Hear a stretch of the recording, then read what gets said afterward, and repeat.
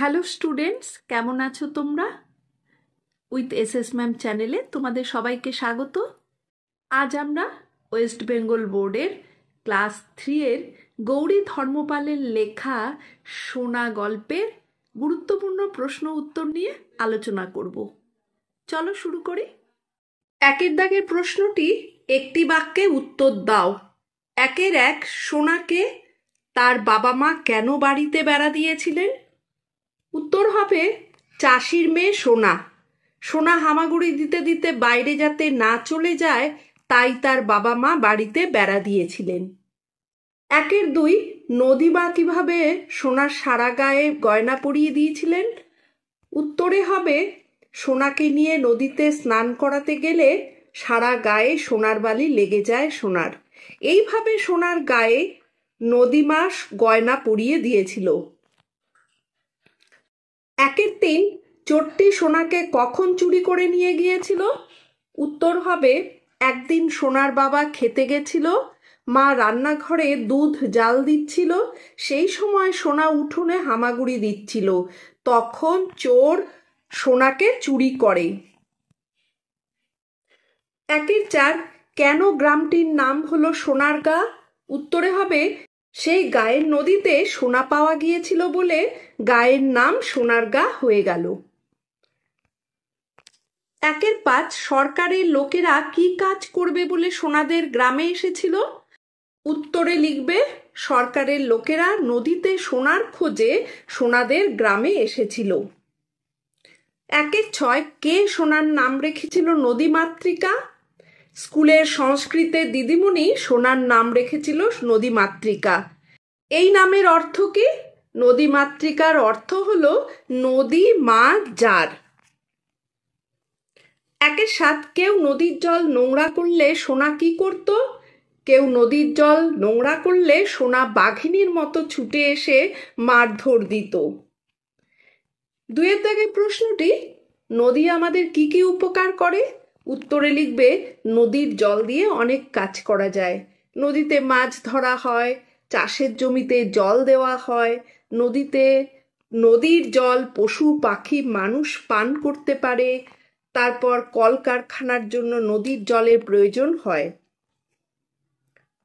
3-এর দাগের প্রশ্নটি, এই গল্প থেকে এমন 3টি বাক্য খুঁজে নিয়ে লেখো যেখানে সোনা শব্দটি নানা অর্থে ব্যবহার করা হয়েছে। তো এখানে 3টে বাক্য হলো, ক নাম্বার চাষির মেয়ে সোনা, এখানে নাম অর্থে ব্যবহার হয়েছে। তারপর সরকারের লোকেরা নদীর জলে সোনা পেল, এখানে সোনা অর্থে ধাতু। আর 3 নম্বর বা গ নম্বর, গায়ের সোনায় রোদ লেগে ঠিকরোয়, এখানে রোদকে সোনা বলে বলা হয়েছে। 4-এর দাগের প্রশ্নটি হলো ভারতবর্ষ নদীমাতৃক দেশ, এখানে অনেক নদী আছে, নদীকে মায়ের মতন বলা হয় কেন? উত্তরে লিখবে নদীকে মায়ের মতো বলা হয় কারণ মাকে ঘিরে যেমন শিশুরা বড় হয়, তেমনি একটি নদীকে ঘিরে সভ্যতা গড়ে ওঠে। তোমার জানা 3টি নদীর নাম লেখো। গঙ্গা, ভাগীরথী, মহানন্দা। 6-এর দিকের প্রশ্নটি, শব্দগুলো সাজিয়ে বাক্য গঠন করো। 6-1 বড় হয়েছে একটু সোনা, এটাকে হবে সোনা একটু বড় হয়েছে। 6-2 ছাড়লেন নদীমা ও হাঁপ, এটাকে নদীমা ও হাঁপ ছাড়লেন। 6-3 ক্লাসে পাঠশালের উঁচু পড়ে, এটাকে করতে হবে পাঠশালের উঁচু ক্লাসে পড়ে। 6-4 সোনার গা হলো সেই নাম সেই থেকে গায়ের, এটাকে লিখতে হবে সেই থেকে সেই গায়ের নাম হলো সোনার গা। 6-5 চিকচিক বালি মেয়ের করে গায়ে, এটাকে লিখবে মেয়ের গায়ে বালি চিকচিক করে। 8-এর দাগের প্রশ্ন, এলোমেলো বর্ণ সাজিয়ে শব্দ তৈরি করো। প্রথমটা হবে কুলকুল, তারপরে দেখো ল স ফ, এটা হবে ফসল। তারপরেরটা হবে ঢেকে ঢুকে, তারপরে হবে দিদিমণি, এরপরেরটা হবে হামাগুড়ি, তারপর পাত্তারি, ততক্ষণে এবং সরকার। নয়ের দাগের প্রশ্নটি শূন্যস্থান পূরণ করো। 9-1 চাষির ঘর আলো করে উঠোনে হামা দেয়। তারপর 9-2 গায়ের সোনায় রোদ লেগে ঠিকরই। এখানে উত্তর হবে সোনায়। 9-3 তুই মেয়ের হাতে কাকন দিতে চাইছিলি, উত্তরে হবে কাকন। 9-4 সংস্কৃতের দিদিমণির নাম রেখেছেন নদী মাতৃকা, তাহলে উত্তরটা হচ্ছে নদী মাতৃকা। 9-5 আপনার মেয়ের কথা শুনে যন্ত্রপাতি নিয়ে এসেছি, উত্তর হবে যন্ত্রপাতি। 10-এর দাগের প্রশ্নটি সোনা শব্দটি নিচের বাক্যগুলোতে কোথায় ব্যক্তি আর কোথায় বস্তু বোঝানো হয়েছে লেখো আর কি। 10-1 চাষির মেয়ে সোনা, এখানে ব্যক্তি বোঝানো হয়েছে। 10-2 মা ভাবে সোনার হাতে দুখানি কাকন দিলে বড্ড মানাতো, এখানেও ব্যক্তি।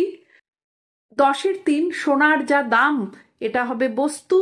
10-4 গায়ের সোনায় রোদ লেগে ঠিকরই, এটাও বস্তু। 10-5 এ যে দেখছি সোনা, এটাও বস্তু। 10-6 সোনার হাতে গলায় সোনা চিকচিক করে, প্রথম সোনাটা হবে ব্যক্তি, তারপরে সোনাটা হবে বস্তু। 11-র দাগের প্রশ্নটি একই অর্থের শব্দ পাঠ থেকে খুঁজে নিয়ে লেখো। অন্য গ্রাম হবে ভিনগা, কনক হলো সোনা, তটিনী হবে নদী, নীর হবে জল, নির্মল হবে পরিষ্কার। 12 দাগের প্রশ্ন গল্পের ঘটনাক্রম সাজিয়ে লেখো। 12 এখানে আমি উল্টোপাল্টাগুলোকে ঠিক মতন সাজিয়ে 1 2 3 4 5 করেই লিখেছি। 12-1 হবে নদীমা তোর মেয়ের গায়ে গয়না পরিয়ে দিয়েছেন। 12-2 এক চোর এসে সোনাকে তুলে নিয়ে চম্পট। 12-3 সোনা বাবার কোলে ঝাঁপিয়ে পড়ল। 12-4 সরকারের লোক যন্ত্রপাতি বসিয়ে সোনা খুঁজতে লেগে গেল। 12-5 সোনার গা লোকেরা কেউ নদীকে নোংরা করে না। 13 দাগের প্রশ্নটি বিপরীতার্থক শব্দ লেখো। গা মানে হবে উল্টোটা হবে, গায়ের হলো শহর হয়, উঁচু হলে নিচু হয়, এক হলে অনেক হবে, সামনে হলে পিছনে হবে, আর মিথ্যে হলে সত্যি উল্টো হবে। 14 দাগের প্রশ্নটি বর্ণ বিশ্লেষণ করো। কাকন, কয় চন্দ্রবিন্দু আকার যোগ আ যোগ ক যোগ দন্তন্য।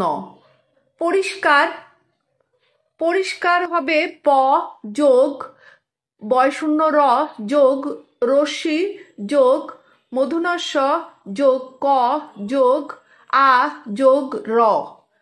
চম্পট হবে চ যোগ ম যোগ প যোগ ট। যন্ত্রপাতি হবে অন্তস্থ জ যোগ দন্তন্য যোগ ত যোগ বয়শূন্য র যোগ প যোগ আ যোগ ত যোগ রশ্মি। নদীমাতৃকা হবে দন্তান্ন যোগ দ যোগ দীর্ঘী যোগ ম যোগ আ যোগ ত যোগ রি যোগ ক যোগ আ। হিরণ্যবক্ষা হবে হ যোগ রশ্মি যোগ র যোগ মূর্ধন্য যোগ অন্তস্থ জ যোগ ব যোগ ক যোগ মূর্ধন্য ষ যোগ আ। 15 দাগের প্রশ্নটি কার্যকারণ সম্পর্ক নির্ণয় করে পাশাপাশি বাক্য লেখো। 15-1 মেয়েকে আঁচল দিয়ে ঢেকে ঢুকে চাষি বউ বাড়ি নিয়ে এলো। কেন? এটা হবে নদীমা সোনার সারা গায়ে সোনা পরিয়ে দিয়েছিল। 15-2 মা পাগলের মতো বাজাতে লাগলো ঢং ঢং ঢং, কারণ একটা চোর সোনাকে তুলে নিয়ে চম্পট। 15-3 আপনার মেয়ের কথা শুনে যন্ত্রপাতি নিয়ে এসেছি, কারণ হলো নদীতে সোনা খুঁজতে।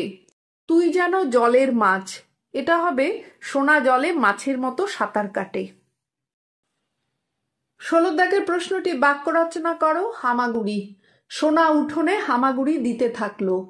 হনহনিয়ে, চোরটি হনহনিয়ে হাঁটতে থাকলো।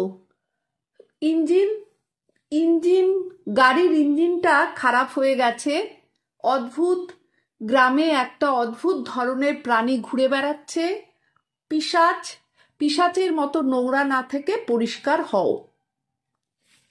17 দাগের প্রশ্নটি বাক্য বাড়াও। এখানে আছে 17 একে একটুখানি জায়গা মায়ে বাপে বেড়া দিয়েছে। কেন দিয়েছে?